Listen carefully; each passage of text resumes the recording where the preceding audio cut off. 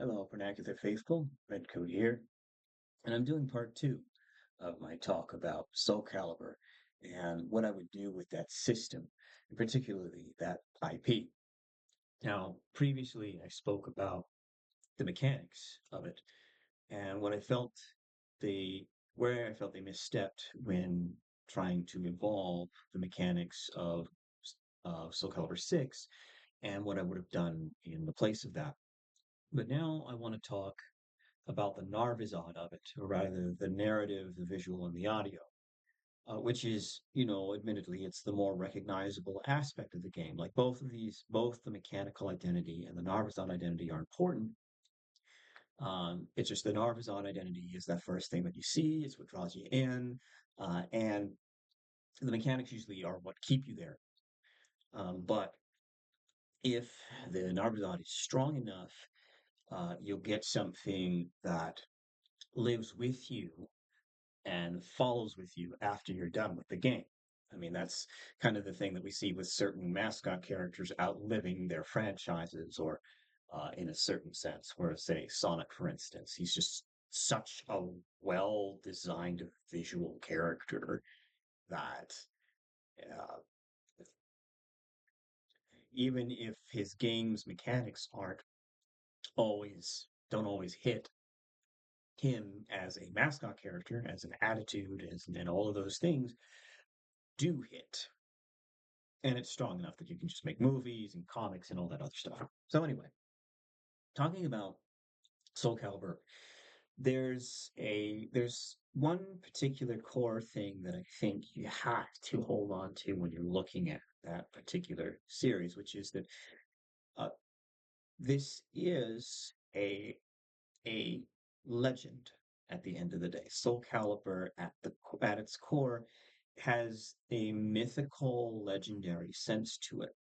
But there's another aspect to that as well, which is that it's still got shades of the real world. So this, it's kind of this eccentric, an eccentric presentation of the past, but it's not really concerned with being hyper accurate to it, just kind of saying, well, this could have happened in a magical world, in a world where magic is. And perhaps that magic has just died.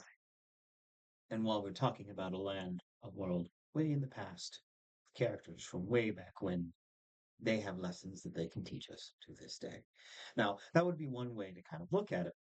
But overall, Soul Calibur is about legends, and you can even see that in the mechanical identity, where it's not doing the Bushido blade or Samurai Showdown thing. Like Samurai Showdown is about the raw lethality of weaponized combat.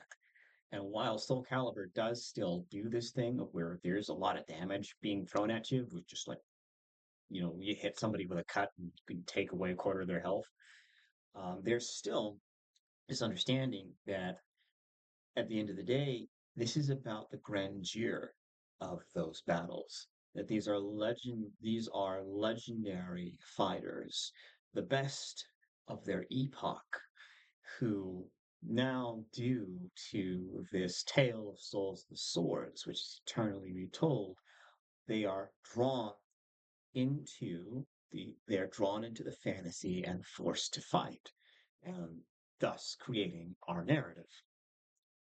And while the first game, Soul Edge, was definitely more about it didn't have quite as much of a good and evil thing, and more of a here's the legendary darkness, and kind of a almost a cautionary tale, really, where everyone was chasing after this legendary thing, but nobody really knew what it was, and the one person who did get it would become the antagonist of the later game, Soul Calibur, which that one then became a tale of good versus evil. And perhaps on some level, it doesn't go that deep, because really it's just this is an excuse to have legendary battles, because this comes to a particular theory when it comes to games, which is, yes, you have narrative and you have stories, but those stories are come out of the players playing the game, the beginning, middle, and end of the story of the game is player turns on the game, plays it, and then finishes, or game's over, or game over. The story is what the player is doing. In reality, the narrative for particularly a fighting game is more like poetry. It's more about the feeling of any particular character, more about the feeling of everything that kind of comes across. Now there is some form of storyline, but I mean when we look across things like Street Fighter and the old school Street Fighters and World Heroes, Rival Schools, or Art of Fighting, King of Fighters, while there is an element of there's an event and some things happen, there's all of this variance, and it's really more about the feeling of being a particular character, playing through the thing, and kind of getting to know them as well. And so that's more of the thing that you get in fighting games, and that's why, generally speaking, fighting game stories from a narrative standpoint kind of fall apart for the most part. It's only in more recent years, I say recent, with the Mortal Kombat games that we actually got full on cinematic stories with character arcs and everything else, and just beat by beat going through it and everything. And even then, the fighting game formula still has a little bit of a tougher time dealing with that because at the end of the game, at the end of the day, the one-on-one versus component, it's hard to it's hard to allow that to be what it needs to be for player versus player to work and still evoke the the core of the story. But I digress. For Soul Calibur, there's a few things that I would do with it that I think would be a little bit of a departure. I mean, the first thing is, it's kind of there's a particular era that Soul Calibur happens in, and as time moves on, we move forward, right?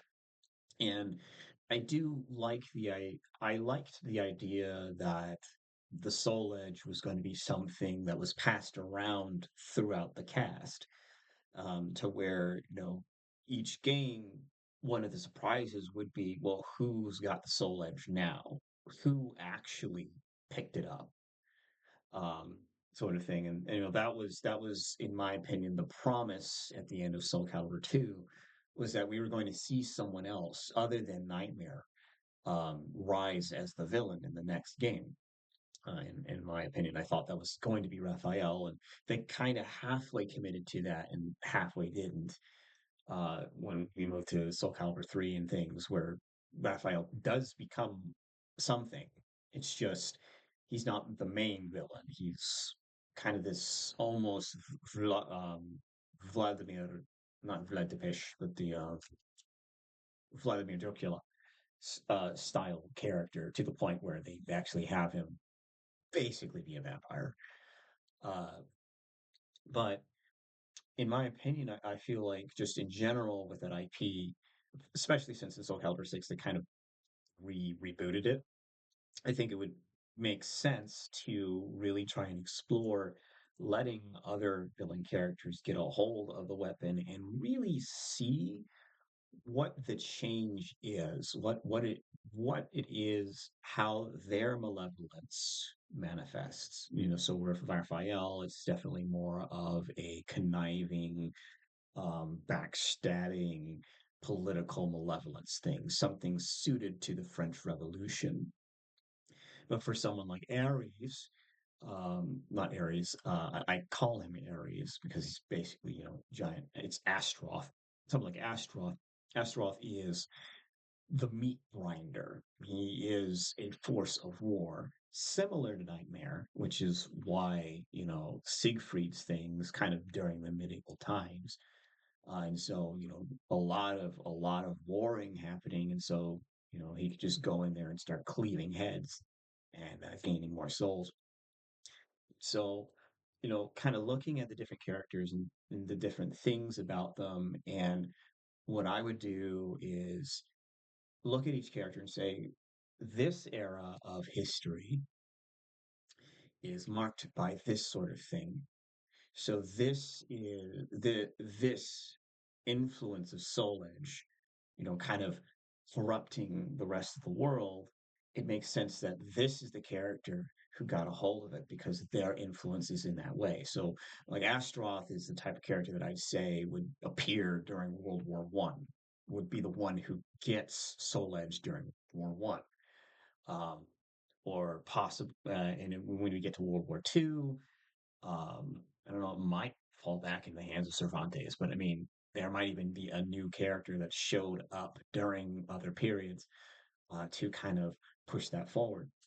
But I mean, and I know that's kind of going into a far more modern location than normal, which is another thing is because that's one of the harder bridges here is that Soul Calibur has this kind of this window where it can actually appear, where you have people, sword fighting, and that's like the best way for you to actually do combat.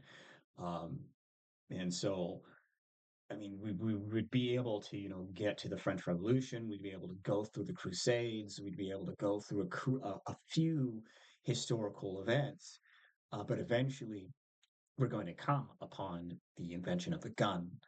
Well, I mean, we already have come upon the invention of the gun because that's Mitsurugi's whole quest is to find a sword that can defeat the gun.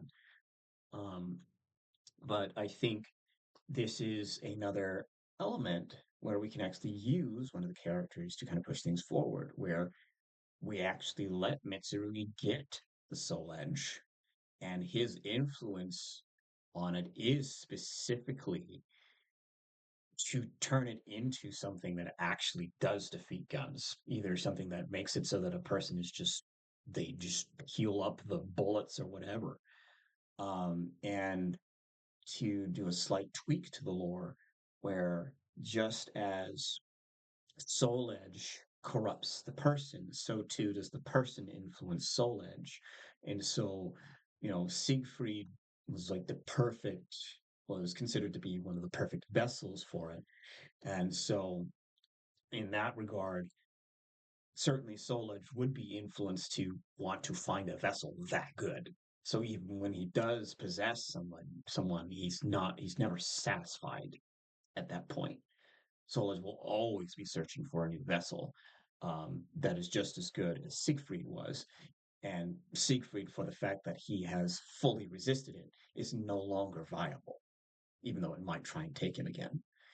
Um, but with Mitz, it would be specifically the development of the nature of the Soul Edge's influence to the body to where it can actually just withstand bullets and defend against things. And this would be a kind of growing thing throughout the rest of the series is as different characters take hold of it, the Soul Edge gains elements of who they are and manifests it in new powers. For instance, for if Raphael was allowed to hold on to it, I mean, we can still lean into that vampire thing, but specifically lean into the thralls aspect of it, especially since he's a politico. He's the type that is going to influence things and cause things to happen to where it's a little bit of influence, but to the point where he can actually just control people and say, control the weak-willed and say, "You are now mine. Go forth and kill in my stead." That would be a very interesting little bit, and that would also allow for the building up of like maybe a beat 'em up section, a beat 'em up portion to go through things. I mean, I kind of liked the side story that they did in Soul Calibur 3, at least the play of it. Sort of, it was unique, but doing something a little more classic, something kind of like Soul Calibur Legends, perhaps.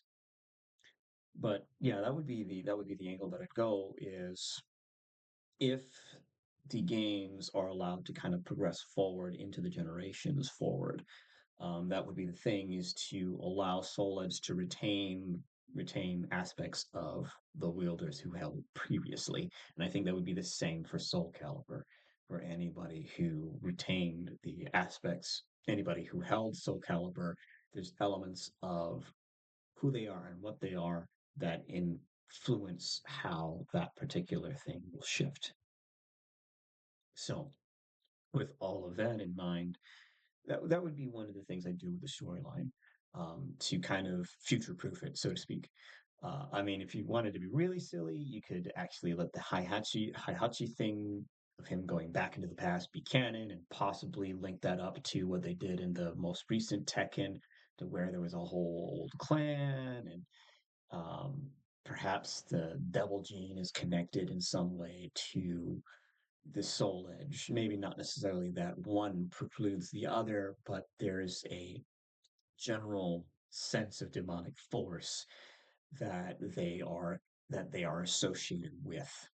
At any rate, it's all some interesting stuff. But there's one other aspect of this, and when I mentioned, moving into World War One, moving into World War Two, doing the Crusades. These are like, a couple generations removed from previous characters, and so some of the stuff that you did do in Soul Calibur 5 with the heirs, I still think that's a cool idea, and we've seen implementations of that, particularly in Mortal Kombat, which is about mortality. So it makes sense that people die, so they have their successors.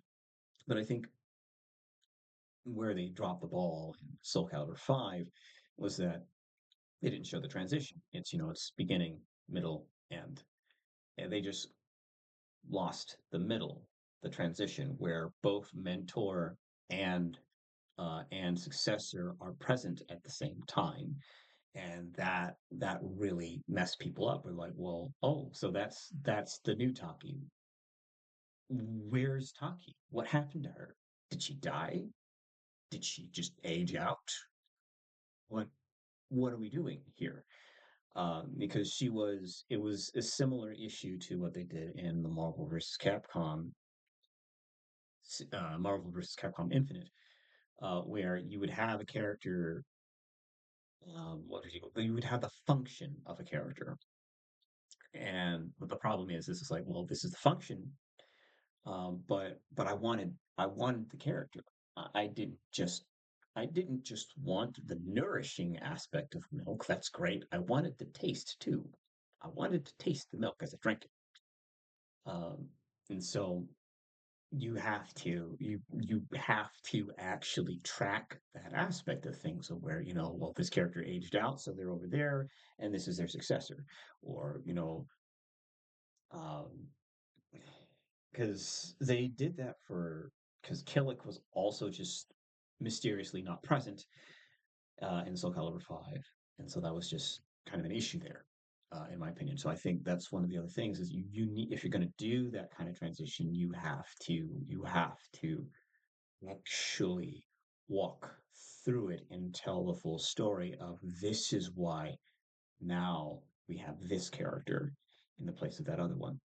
And I still find it interesting that they kind of halfway did it, where Killick's not there, Taki's not there, Sheng Fua is not really there, and but Maxi is. So Maxi's still around for some reason, and he's teaching all the rest of them. And so it's just like, what did they? I mean, again, did they die? I thought Maxi was the one who was supposed to die. What's going on here? Um, but yeah, so that's one of the things I think would be, as it's a tale of souls and swords, eternally retold, it makes sense that it is something that is passed down from generation to generation, and we get new characters who become apprenticed under our mains. But I think the other thing is, because we also have what, Viola and the werewolf guy, and I have two things to say about those particular characters from a mechanical standpoint, but also from a lore and Narvisaud standpoint. Because the first thing is, they're supposed to be apprenticed. Well, Wolf guy in particular is supposed to be apprenticed under Siegfried, but there's nothing about his fighting style that says that he was taught by Siggy. Yeah, I mean, maybe you can get away with him using a different weapon from him, but there still has to be some element of what Siegfried is as a character, the stance movement, the auto blocks, and everything. Instead, this character has a werewolf thing, magical thing that does random stuff. It was part of the lean into a much more anime feeling of things, which I'm just kind of like, not a fan of.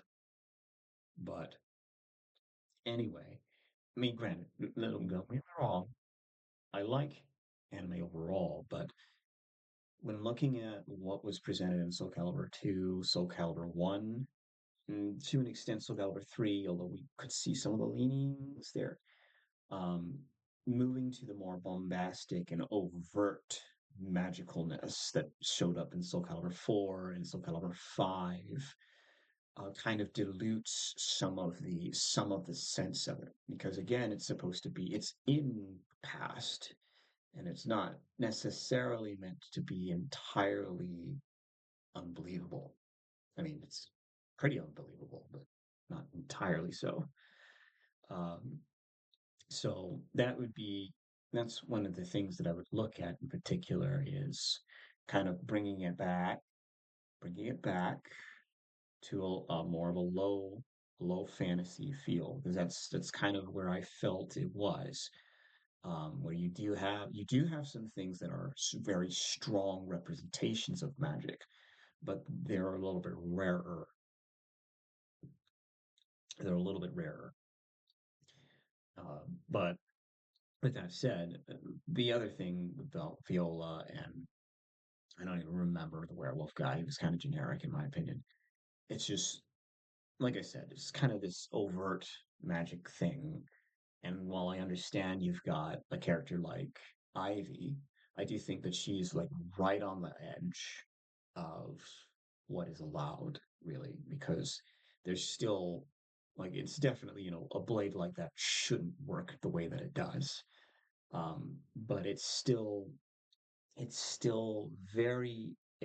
playing around with the magic and using the magic to manipulate the blade rather than just I've produced magic and the magic is doing all the work for me kind of thing. Um, like there's still a very alchemical sense to Ivy's magical format, and she still has to be a very strong combatant in the sense of our werewolf guy theoretically at the high end of his magical mastery, he could possibly just have the werewolf fight for him. There's a logical end to that greatly that kind of breaks elements of the magical limits within the system.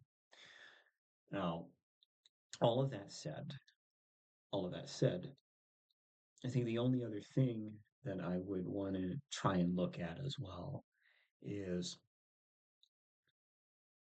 I mean, there's reason to kind of dig into the origins of Soul Edge and Soul Calibur as weapons. I think what they proposed in Soul Calibur 4 was kind of well, I personally didn't like it because it basically said that they were both basically the same thing. They were both basically the same thing and just they kind of split in their own way. Um, but at the same time, it's an interesting thought because the idea of Soul Calibur basically being because it makes it seem that Soul Edge is the more natural form of the thing, which greatly darkens the overall nature of the universe in the Soul Calibur series, where it's basically yes, the darkness is actually the real thing, and the goodness is a manufactured thing or an alteration. It's an aberration. That Soul Calibur is an aberration to what Soul Edge is from a standpoint of the mythical idea of good versus evil, there's a lot of implications that come there, where suddenly good is the unnatural thing and evil is the natural thing, which I'm not a fan of that implication personally, and I might be thinking about it too much. Probably am. At any rate, that's some of the stuff that I would look into, that I would look at as far as the IP is concerned. Kind of, I would as much as I think it's a here be demons sort of thing. I do think the idea of really making good on that line a tale of souls and swords eternally retold, and letting us move forward through the generations and see how Soul Edge evolves, see how Soul Calibur evolves, and allowing the cast of characters, which are the core of the game, allowing them to you actually see parts of their personalities reflected in the weapons that they have wielded. Where Soul Calibur starts reflecting elements of who Shang is, but the next wielder influences the weapon and turns it into more of who they are, but it still retains elements of Shang Fua's goodness. And with the Soul Edge retains elements of who Cervantes was in the way that it works, but it also retains elements of Siegfried. And then when Raphael, I mean, I would just put it in his hands at least for a little while. Raphael takes a hold of it, it takes on elements of him. And then when Mitsurugi takes a hold of it, it takes on elements of him. And eventually I would allow Astaroth to hold on to that weapon because I think he's probably one of the scariest characters to allow to have that weapon. It would make sense for him to, when he shows up, it's when we actually have heavy artillery and random crazy crap just to show how ridiculous he is at that point. Uh, but that would be kind of the angle that I would go. And it might be a thing of where you just got to keep it in. You might just need to keep it in the pocket, not quite get all the way up to World War One or two. Maybe just stay in the pocket of getting to the Crusades and the Enlightenment, French Revolution, and various other. And I mean that's just in European history. We can look at various elements in the Eastern histories and have the blades actually influencing all different sort of aspects around the world. Um, it's all it's all gravy at this point. But yeah, that's kind of the stuff that I would look at as far as the IP of Soul Calibur from a Narvisaud standpoint.